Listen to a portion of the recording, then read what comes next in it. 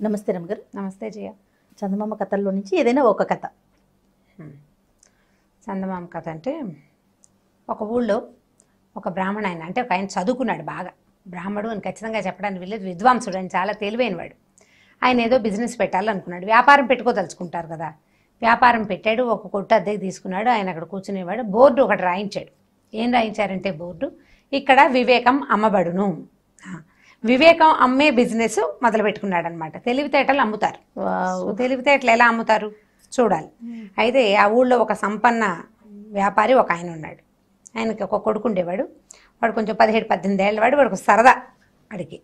వాడు ఏం చేశాడంటే ఈ బోర్డు చూసి ఏమిటో ఈ వివేకం కనుక్కోవాలని వెళ్ళాడు షాప్లోకి. వెళ్తే అడిగాడు, ఎంత, ఏమిటి, ఎలా అమ్ముతారు, మీరు ఏం చేస్తారు అని. వీడు ఏమన్నాడంటే, ఆ విద్వాంసుడు చెప్పాడు, రూపాయికి ఒకటి అమ్ముతాను వివేకం. 5 రూపాయల వివేకాలు ఉన్నాయి, 10 రూపాయలవి, 1000 రూపాయలవి, 100 రూపాయలవి, 50 రూపాయలు, ఇట్లా రకరకాల రేట్లలో ఉన్నాయి. నీకు ఏ రేటుది కావాలో చెప్పమన్నాడు. వీడేమనుకున్నాడు, ఎంతో రేటుది ఎందుకు, అసలు ఇది ఎలా పనిచేస్తుందో చూడాలి కదా అని, 1 రూపాయి వివేకం కావాలండి నాకు అన్నాడు. సరే, ఆ రూపాయి తీసుకుని ఈయన కాగితం ఇచ్చాడు. కాగితంలో ఏముందంటే, 2 బలవంతుల మధ్య దూరద్దు అని రాసింది. ఆ కాగితం పుచ్చుకుని ఇంటికి వెళ్ళాడు. ఇంటికి వెళ్ళేసరికి అప్పట్లో రూపాయి అంటే పెద్ద అమౌంట్ కదా. వాళ్ళ నాన్న అన్నాడు, నీ మొహల్లా ఉంది, వాడు దొంగ మొహం, వాడు ఈ వివేకం అమ్మటం ఏమిటి, వాడు దిక్కుమాల వ్యాపారమును, పైగా రూపాయి వేస్ట్, రూపాయి పట్టుకురా, వెనక్కి వెళ్ళి తీసుకెళ్ళి ఇచ్చేసి, వాడు వివేకం అనుకొద్దన్నాడు. సరే తీసుకెళ్ళాడు.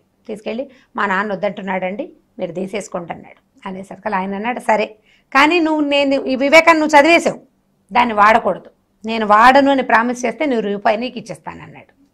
సరే, కుర్రాడు ఏం చేశాడు, చీటీ చేసి, మీ వివేకాన్ని నేను వాడుకోనండి, అవసరమైతే మళ్ళీ వస్తానని చెప్పేసి తను రూపాయి తాను తెచ్చుకున్నాడు. అయిందా. ఈ కుర్రాడు వాడి దాని వాడు రోడ్ల మడిపడి తిరుగుతుండేవాడు. వాడికి ఆటకాయితనం సరదాగా తిరిగేవాడు. ఆ ఊళ్ళో ఒక నగల వ్యాపారికి ఎక్కడి నుంచో ఒక పెద్ద రత్నాల హారం వచ్చిందట. ఒకటే హారం వస్తే ఆ హారాన్ని రోడ్డు మీద పెద్ద షోకేసులో పెట్టి అమ్ముతున్నాడు. అతను పెట్టాడు అమ్మకానికి. పెట్టేసరికల్లా ఆ ఊరి రాజుగారికి 2 రాణులు ఉన్నారు, 2 భార్యలు. ఆ 2 రాణులు ఆ వస్తువు చూశారు, ఎంతో బాగుందని తమకే కావాలనుకున్నారు. వాళ్ళు ఏం చేశారు, చెరుకో దాసిని 1,00,000 రూపాయలు, 1,00,000 వరహాలు డబ్బిచ్చి వస్తువు కొనుక్కురమ్మని పంపించారు. ఇద్దరు పంపించారు.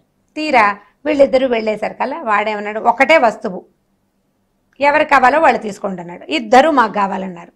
రాణిగారులు కొట్టుకోకపోయినా వాళ్ళ దాసులు 2 కొట్టుకుంటూ ఉంటారు. మా అమ్మగారు గొప్ప అంటే మా అమ్మగారు గొప్ప అని.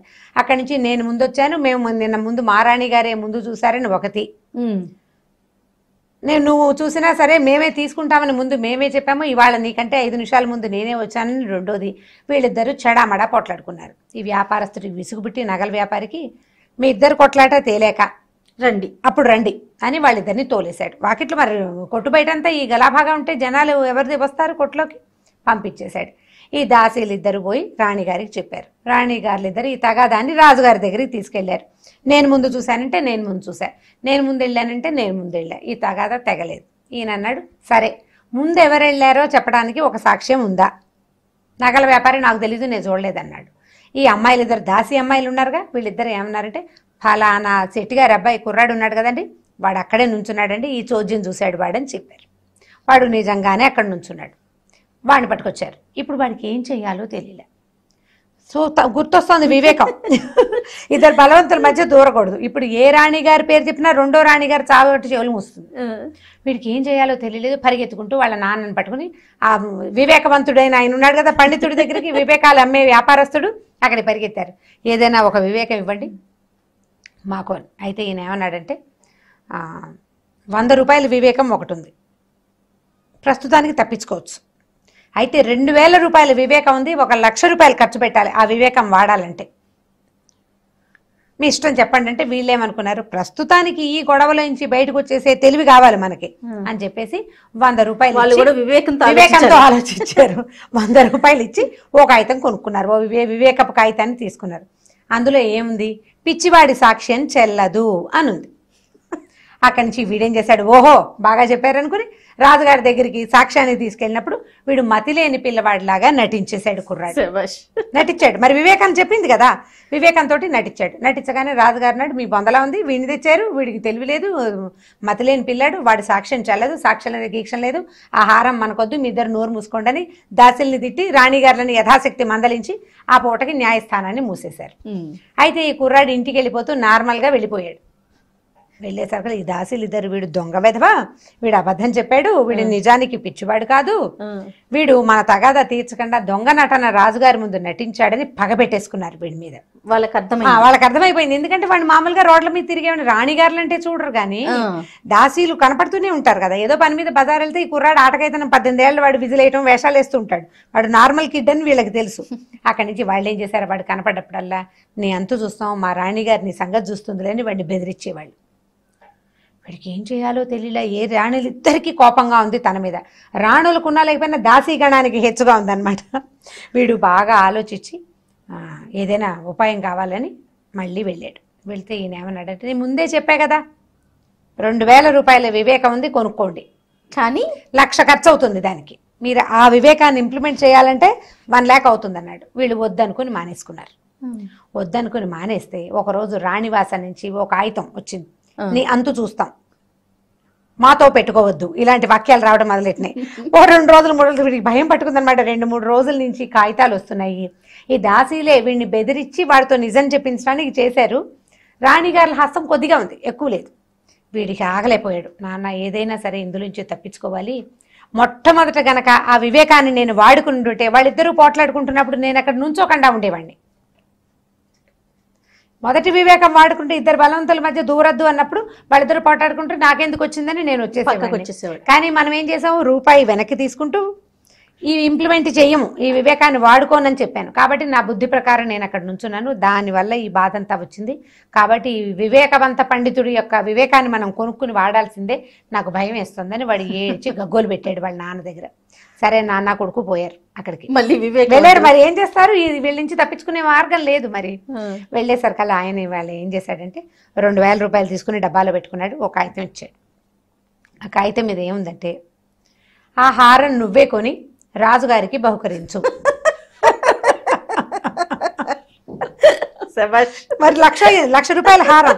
ఈ వ్యాపారస్తుడు ఏం చేశాడు, రాజుగారికి ఆ సంవత్సరానికి ఒకసారి ఏవో గిఫ్ట్లు ఇస్తారు కదా, మహారాజులకి గిఫ్ట్లు ఇచ్చే విధానం ఉంది కదా. మామూలుగా అయితే ఏ 5,000 10,000 పెట్టును, ఇప్పుడు చచ్చినట్టు ఇంకేమీ దారలేక ఏం చేశాడు, మొదటి రూపాయి వివేకాన్ని వాడుకుంటే 1,00,000 రూపాయలు ఖర్చు అయ్యేది కాదు. వెళ్ళి ఆ హారాన్ని కొన్నాడు. కొని రాజుగారికి తీసుకెళ్ళి అప్పచెప్పేశాడు. హారం ఇల్లు చేరింది కదా, రాణిగారులు ఇద్దరు సంతోషించి చంకలు గుద్దుకున్నారు. మనకే వచ్చేసింది. మనకే రాజుగారికి పరమోత్కృష్టమైన తెలివితేటలున్నాయి, ఆయనకి వివేకం ఎవ్వరూ అమ్మక్కర్లా, ఆయనకి బాగా తెలివి ఉంది. ఏం చేశాడంటే, ఆ హారాన్ని ఎంతో బాగుంది, కొత్త పెళ్లి కూతురు మన కోడలు, ఆమెకి గిఫ్ట్ ఇస్తాను అని చెప్పి ఈ రాణిగారులలో ఒక ఆవిడ కొడుకున్నాడు, 2వ ఆవిడకి కూతురుంది. కూతురికి లాభం లేదు, కోడలకే కావాలి, కొత్తగా వచ్చిన పెళ్లి కూతురు. ఆ హారాన్ని తీసుకెళ్లి కోడల మెడలో వేశారు. రాణిగారులు ఇద్దరు మాట్లాడకుండా ఊరుకున్నారు. వాళ్ళ గొడవ సమసిపోయింది. వీడు రూపాయి వివేకంతో ఉండిన ఇది బాగుండేదని మళ్ళీ వెళ్ళి ఈసారి ఇంకో వివేకాన్ని 100 రూపాయలు పెట్టి కొనుక్కుంటే అందులో ఏముందంటే, ఒళ్ళు దగ్గర పెట్టుకుని ఉండాలి అని ఉంది. తగాదాల్లోకి వెళ్ళకూడదు, వాళ్ళు ఎవరో మాట్లాడుతుంటే వినకూడదు, నీ పని నువ్వు చేసుకోవాలన్నమాట. ఈ కొత్త వివేకాన్ని కొనుక్కుని వాడు బుద్ధి తెచ్చుకుని తెలివిగా ఉన్నాడు అప్పటి నుంచి. చాలా బాగుంది కథ. కంచికి మనం ఇంటికి.